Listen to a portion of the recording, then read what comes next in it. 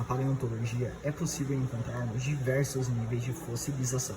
Nesse caso aqui temos a espécie Monte Alto Suquia, que significa literalmente crocodilo de Monte Alto. Nesse espécime, que a gente encontra bem aqui, ele está muito encrustado na sua própria rocha matriz, ou seja, a rocha em que o animal se fossilizou permitiu que ele não fosse tão bem separado, pelo fato de que a rocha provavelmente era muito arenosa ou lamacenta, fez com que o fóssil fosse extremamente bem fixado nela. Já nesse outro caso, a gente ainda tem uma espécie de Monte Alto Suquia, mas o que acontece? Esse espécime ele foi tão bem preservado ao ponto de chegar a conseguir fazer um estudo de biolocomoção dessa espécie, coordenado aí pela Tavares e alguns outros paleontólogos. Nesse estudo foi possível identificar perfeitamente que o seu modo de locomoção era tão semelhante e tão diferente ao mesmo tempo quanto das espécies de crocodilos atuais. Ele era um crocodilo terrestre, então a gente percebe aqui principalmente pelo fato do seu crânio. É um crânio alongado, porém ainda a sua dentição é perfeita para predar animais terrestres. Nesse caso, a gente vai ter uma paleorrepresentação dele, e o sistema de locomoção dele seria mais ou menos assim, com as patas andando, podendo correr semelhante a um galope, ainda assim, mas é uma espécie extremamente bem preservada, que permitiu que fossem feitos diversos estudos aí, principalmente de biolocomoção com essa espécie. Uma outra espécie, a um nível de preservação e de fossilização extremamente útil para os paleontólogos, foi no caso desse gênero chamado Caipirasucus, que vai significar, como o próprio nome diz, a etimologia, crocodilo caipira. Nesse caso aqui, o crânio dele está tão bem preservado, ao ponto de que conseguiram fazer estudos sobre o seu sistema de audição aí, como ele poderia receber o som, e também sobre a sua vocalização, de que ele era uma espécie de que conseguia vocalizar, assim como algumas poucas espécies. Então era um animal extremamente importante para os estudos da paleontologia. Quem coordenou os estudos sobre a sua vocalização foi o paleontólogo Fabiano Vidori e a sua equipe também. Mas esse fóssil ele teve um nível de preservação tão bem. A gente consegue ver aqui todo o seu teto craniano, as suas fenestras. Consegue ver aqui, inclusive, a sua coluna, que não foi tão deformada. E aqui nesse outro espécime, a gente também consegue ver o quão bem preservado ficou a coluna dele e as patas, inclusive uma das patas. Aqui é um outro crânio. Esse crânio foi o que serviu para descrever a espécie, porém ele não está tão bem preservado como a gente encontra nessa outra laje. Aqui nós temos uma outra espécie de crocodilo, que é o Bahirasuquia, que é o crocodilo do barriga. Esse era um animal carnívoro, ainda assim terrestre. Essa daqui é uma reconstrução de como seria o seu crânio em vida, completa aí por carne, toda a sua matéria, uma reconstrução de como ele seria em vida. Aqui é o seu crânio original. A gente percebe que todos os crocodilianos eles vão ter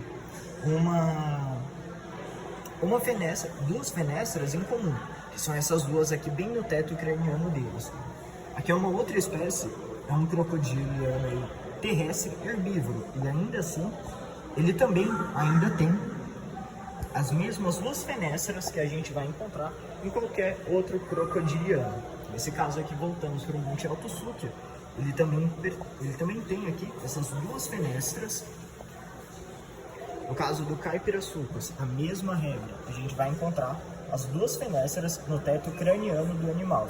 Então essa é uma característica natural que originou em um ancestral comum direto de todos os crocodilianos. Então esse é um caractere que a gente pode falar que pode servir para identificação do gênero e realocar ele aí dentro do grande família que são os crocodilomorfos. Um outro grupo de répteis que a gente vai conhecer e que eles são extremamente complexos e maravilhosos são o grupo dos testudinatas, que seriam as quelônios aí tartarugas, jabutis, cágados e etc. Esse grupo ele é extremamente complexo pelo fato de que eles não são tão bem alocados aí na árvore filogenética dos répteis. Hora ou outra, eles são alocados dentro de Lepidossauria, que é o grupo que vai englobar lagartos como serpentes, teius, mosassauros. Hora ou outra, ele é colocado como seu grupo próprio, que é Testudinata, que seria um grupo exclusivo aí somente para os quelônios, e também, vez ou outra, é realocado como um superclado aí muito próximo de Arcosaura, que seria a linhagem que deu origem aos dinossauros, pterossauros e crocodilomorfos. Um outro tipo de superpredador que a gente encontraria em Gondwana há 66 até 80 milhões de anos atrás, aí no Cretáceo tardio, seriam o Baurossucus salgadoensis. Esse era um animal extremamente carnívoro, adaptado para uma carnivoria extremamente generalista, podendo predar desde pequenos herbívoros até animais de médio porte, aí, como seria o caso de alguns mamíferos basais. Esse animal ele possui um crânio extremamente longo e robusto. A sua força de mordida, diferente do que a gente pode se esperar, ela pode ser muito poderosa, graças ao fato de que ele possui aqui um quadrado jugal, que seria esse osso aqui, extremamente bem desenvolvido, e que dá uma desenvoltura extremamente ótima para que ele consiga ter uma abertura aí da sua boca, potencializando ainda mais a sua mordida. Os seus dentes são extremamente afiados e pontudos, como se é de se esperar aí de animais que têm uma dieta estritamente carnívora. E nesse mesmo crânio, ele sai em um nível de preservação tão bem que a gente consegue encontrar aqui novamente as duas fenéstras que ficam aqui no teto craniano do animal. Nesse outro espécime de Baurossucus, a gente vai encontrar a mesma coisa, a regra das duas fenéstras sobre o teto craniano do animal. A gente vai perceber que esse espécime aqui está bem completinho, porém ainda assim fragmentado. O que seria que aconteceu com ele? Isso entra aí em uma outra área que a gente vai estudar, que se chama tafonomia. A tafonomia na paleontologia, ela se aplica de uma forma de como o espécime morreu, quais foram patologias que poderiam ter afetado esse espécime, levando ele à morte, se foi uma morte por predação, se foi uma morte de causas naturais. Então a tafonomia ela vai estudar principalmente essa questão aí do que levou à morte do animal e como ele acabou se fossiilizando nesse processo, desde a sua morte até o início do processo de fossilização, deixando ele extremamente fragmentado. Dentre todos os répteis, eles são divididos primariamente entre dois grupos. Um grande grupo que se chama Arcosauria, o qual vai englobar atualmente os crocodilomorfos e os dinossauros no caso dos serópodes, as aves, mas era um grupo extremamente biodiverso no passado, contando aí com os pterossauros, crocodilomorfos e dinossauros.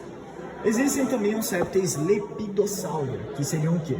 São os répteis como os lagartos, como por exemplo teius, serpentes, mosassauros, dragões de Komodo. Esses pertencem a um grande grupo Lepidossauria e Squamata, mas ele também pretende aqui a gente vai ter um outro grande grupo que se chama Testudinata. Os testudines, hora ou outra, eles são realocados aí na árvore da vida como um grupo pertencente a Squamata, que seria dentro de Lepidossauria, mas em outra hora ele também é realocado como um grupo próprio, Testudinatas. Mas também ele pode ser realocado como um grupo extremamente aparentado com os Arcosauria, coisa que nós ainda podemos discutir, já que esse é uma linhagem que não detém tantos caracteres semelhantes ao resto dos Arcosaurios, como por exemplo aí, alguns ossículos que eles possuem não batem aí com muito os Arcosauria.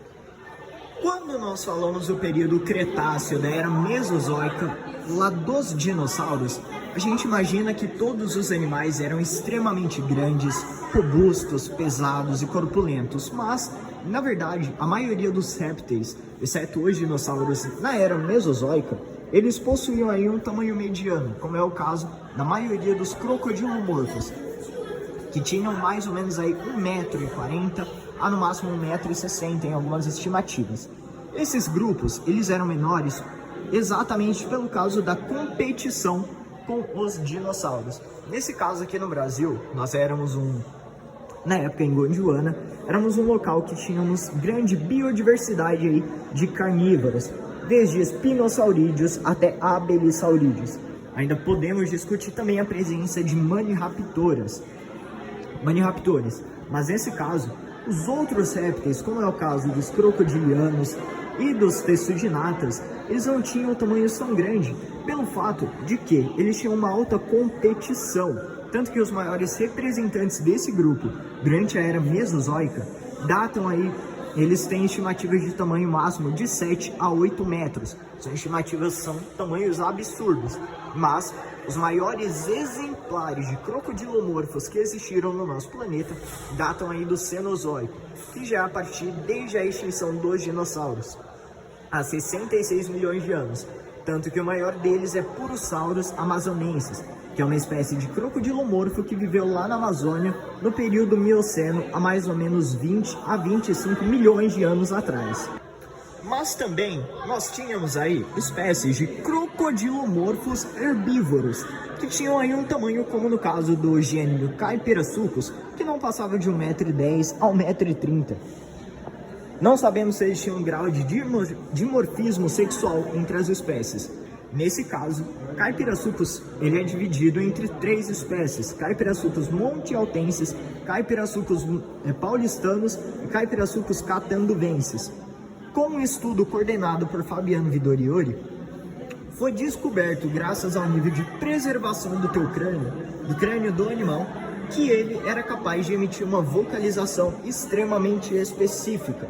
O holótipo principal, ele foi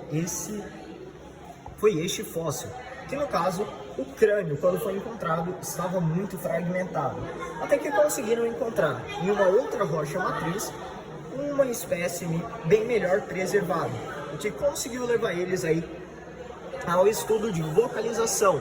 A vocalização desse animal pode ter sido um dos efeitos práticos que conseguiu fazer com que ele se adaptasse em um local que era extremamente disputado. Gondwana, no período Cretáceo, era repleto de outros crocodilomorfos carnívoros, repleto de carnívoros bípedes, como era o caso dos grandes terópodes, como os abelissaurídeos, Curupita, Pycnodinosaurus, Thanos, entre diversas outras espécies. Mas os crocodilomorfos herbívoros, como é o caso do Caipirasuchus, desenvolveram caracteres únicos que podem tê-los levados aí para conseguir sobreviver. Essa é uma das várias hipóteses de como eles poderiam ter se adaptado ao nicho, já que pode ser algo semelhante ao que suricatos faziam no passado, o que os suricatos fazem no presente, que é o quê? Conseguirem vocalizar para emitir alertas vocais e sonoros que emitem aí um alerta de que existe um predador ou algum sinal de alerta